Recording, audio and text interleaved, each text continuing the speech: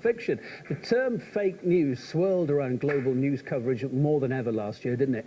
Next, and Jacqueline Vogel explains what propelled it into the mainstream media. Fake news, the term that has filled the headlines and your social media feeds for the past 12 months, has been deemed 2017's Word of the Year, at least by Collins Dictionary. The nation relies on me to read truthful facts, and I can't say that sandwiches have gone on strike. 3, 2, 1. Tonight's news stories are fake.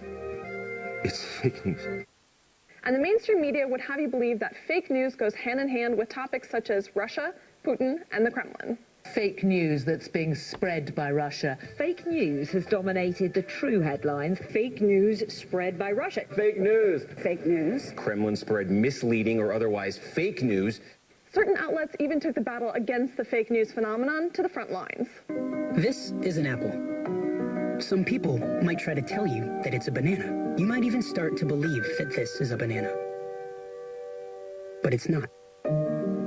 This is an apple.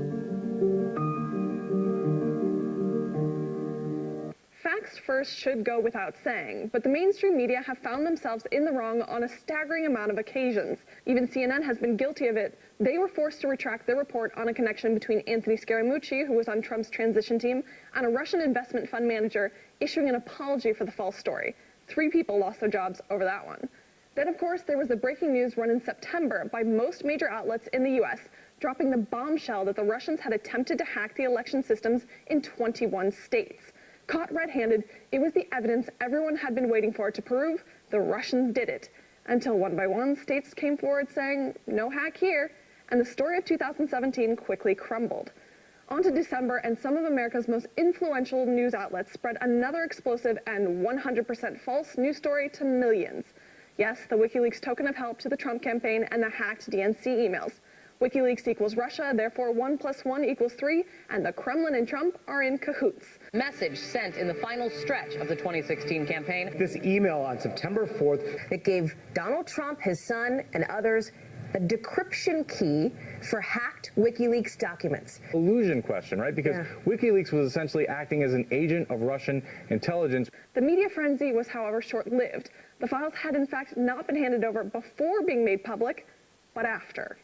So, not the knockout blow to the president they were all hoping for. Surprisingly, though, the whole story was based on one email from a random guy, and somewhere in the build-up to the revelation hitting the headlines, numerous people had read the date incorrectly.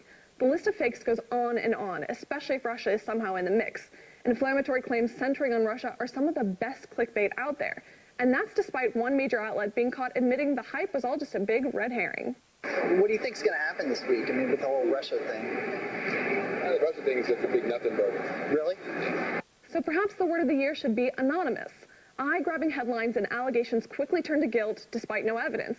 All it takes is anonymous sources.